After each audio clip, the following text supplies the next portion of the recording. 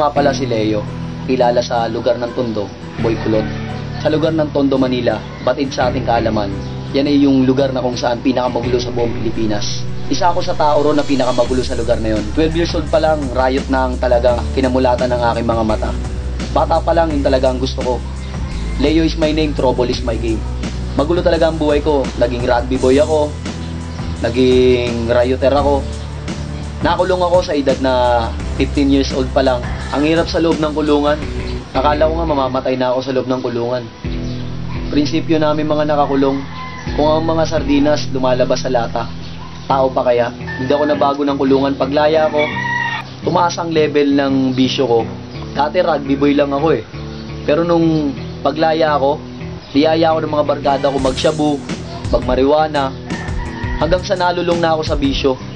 Alam ninyo, habang nag-aaral ako ng high school, pinagsasabay ko ang bisyo.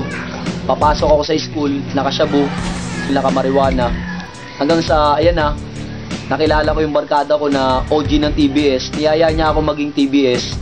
Mula doon, naging TBS 13 ako. Hanggang sa nakulong uli ang taong katulad ko sa loob ng kulungan na sa pagiging TBS. Nakapatay ako sa gang war. Race back tayo! Ano? Tapusin mo na natin ito. Bahan na tayo. Oo, si Kulot, pinagbabanat ako, takbo siya eh, wala siya nagawa eh. Pag nahuli ko eh, istating ko buhok na sa'yo. Sabi ko sa'yo, pagka nagpakita sa akin talaga yun, kahit ngayon, lagot sa akin yung bubutasan sa Sabi mo na naman pag ano, tinira na. Wala magagawa sa akin. Pag nahuli mo sa buhok, ulo mo kahit kalbo yun. Babatipin ako nun, patakbo ka sa Kulot eh. Pare!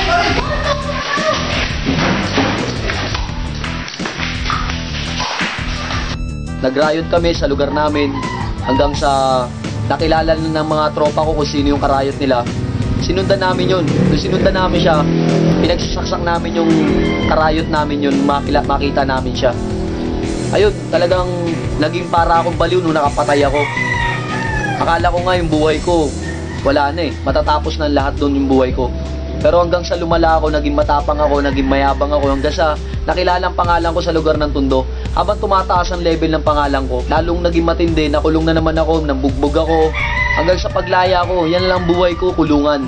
Pero nung paglaya ko uli, sa Manila City Jail, eto na naman, binalikan ko yung mga barkada ko.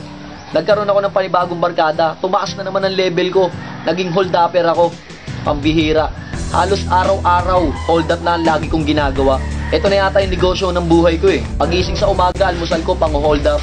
Bago matulog, pang-hold up. Dahil sa dami ng na-hold up ko, pumutok yung pangalan ko sa barangay. Hindi lang sa barangay, pati buong pulis, kapulisan, kilala na akong hold upper. Magdamag, maghapon, pang-hold up, shabu, alak, hold up, shabu. Yun ang naging buhay ko. Kinaumagahan, nakikain ako sa birthday. Nung makikain ako sa birthday, doon nakita ko may mga 3 pulis na papalapit sa amin. Sabi ko, ako nang hahanapin nito mga pulis na to. Ako nang uhulihin nito mga pulis na to. Kaya tumayo ako, paglakad kong yun, umakyat ako sa building namin.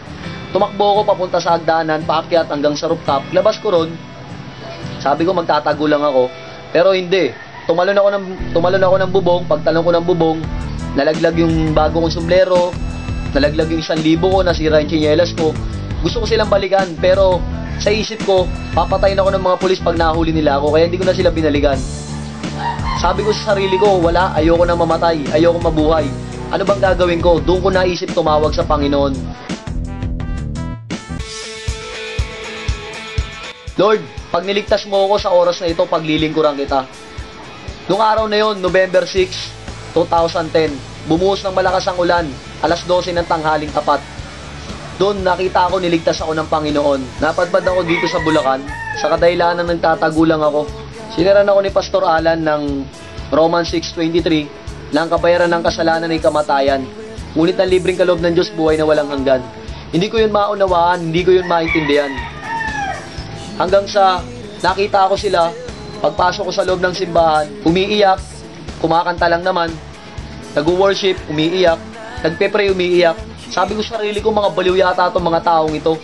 Mali yata ang napasukan kong simbahan.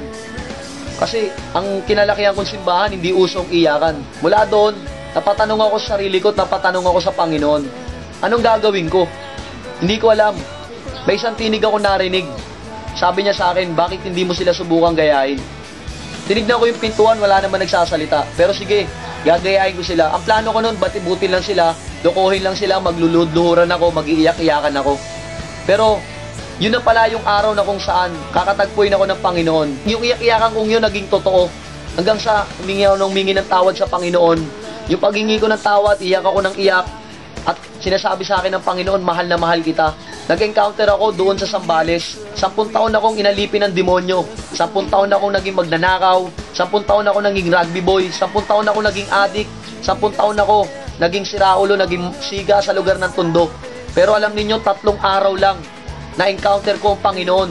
Nagpakilala siya sa akin. At mula doon naranasan ko ang kanyang presensya.